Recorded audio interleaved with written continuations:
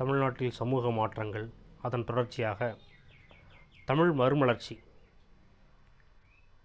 காலனியத்தின் பண்பாட்டு ஆதிக்கமும் மனிதநேயத்தின் எழுச்சியும் இந்திய துணைக்கண்டத்தின் சமூக பண்பாட்டு வாழ்வில் பல மாற்றங்களை கொண்டு வந்தது. நவீன தமிழ்நாடும் அத்தகைய வரலாற்று மாற்றத்தினை அனுபவித்தது. தமிழ் மொழி மற்றும் கலாச்சாரம் அவர்களின் அடையாள கட்டுமானத்தில் குறிப்பிடத்தக்க பங்கை கொண்டிருந்தன. அச்சு இயந்திரத்தின் அறிமுகமும் திராவிட மொழிகளின் மீது மேற்கொள்ளப்பட்ட மொழியியல் ஆய்வுகள் மற்றும் பலவும் தமிழ் மறுமலர்ச்சி செயல்பாடுகளுக்கு அடி உரமாய் விளங்கின.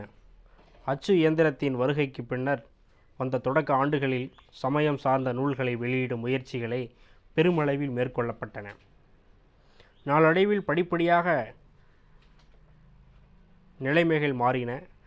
சமய சார்பற்ற என சொல்லத்தகுந்த நூல்களும் வெளியிடுவதற்கு எடுத்துக்கொள்ளப்பட்டன. அச்சு தொழில்நுட்பத்தின் வருகை. ஐரோப்பிய மொழிகள் தவிர்த்து அச்சில் ஏறிய மொழிகள் முதல் மொழி தமிழ் மொழியாகும். மிக முன்னதாக 1578 தம்பிரான் வணக்கம் எனும் தமிழ் புத்தகம் கோவாவில் வெளியிடப்பட்டது. தம்பிரான் வணக்கம் என்ற நூல் 1578 வெளியிடப்பட்டது. கோவாவில் வெளியிடப்பட்டது என்பது வினாவாக இதற்கு முன்பு நடைபெற்ற தேர்வுகளில் வந்திருக்கக்கூடும். இனி வரும் காலங்களில் நடக்கக்கூடிய தேர்வுகளில் வருவதற்கும் எதிர்பார்க்கலாம். ஆகவே இது ஒரு மிக முக்கிய செய்தி. 1709 முழுமையான அச்சகம் சீகன் பால்கு என்பவரால் தரங்கம்பாடியில் நிறுவப்பட்டது. தொடக்ககால தமிழ் இலக்கிய நூல்களில் ஒன்றான திருக்குறள் 1812 வெளியிடப்பட்டது. இதன் விளைவாக இக்கால பகுதியில் மிகவும் பழமையான செவ்வியல் தமிழ் இலக்கியங்களை வெளியிடுவதில் தமிழ் அறிஞர்களிடையே புத்தெழுச்சி ஏற்பட்டது.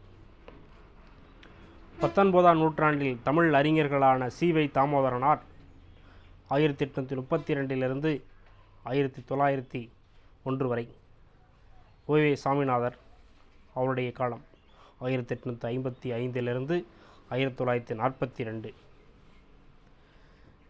இவர்களெல்லாம் தமிழ் செவ்வியல் இலக்கியங்களை மீண்டும் கண்டறிவதற்காக தங்கள் வாழ்நாள் முழுவதையும் செலவழித்தனர். சி.வை. தாமோதரனார் பனையோலைகளில் கையால் எழுதப்பெற்றிருந்த பல தமிழ் இலக்கண இலக்கிய நூல்களை பதிப்பித்தார். அவர் பதிப்பித்த நூல்களில் தொல்காப்பியம், வீரசோழியம், இறையனார் அகப்பொருள், இலக்கண விளக்கம், கலித்தொகை மற்றும் சூளாமணி ஆகியவை அடங்கும்.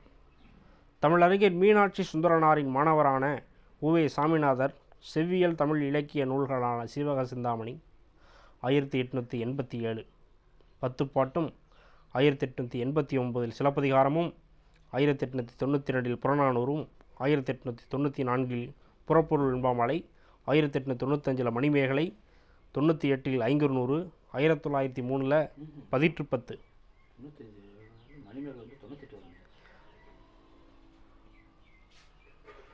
மணிமேகலை 1998 ஐங்குறுநூறு 1903 பதிற்று 10 1904 வெளியிடும் முயற்சிகளை மேற்கொண்டனர்.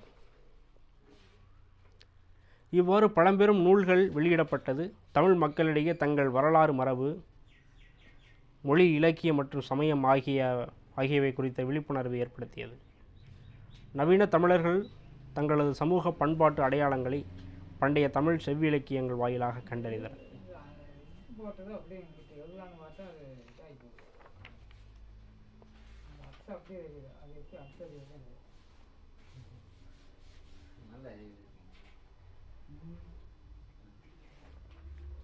தமிழ் அறிஞர்கள் என்றால் நம்மால் மறக்க முடியாது பரிதிமார் கலைஞர் வி.கோ. சூரிய நாராயண சாஸ்திரி. மதுரை அருகே பிறந்தார். சென்னை கிறித்தவ கல்லூரியில் தமிழ் பேராசிரியராக பணியாற்றினார். தமிழின் மீது சமஸ்கிருதம் கொண்டிருந்த செல்வாக்கை அடையாளம் கண்ட தொடக்க கால தமிழ் அறிஞர்களில்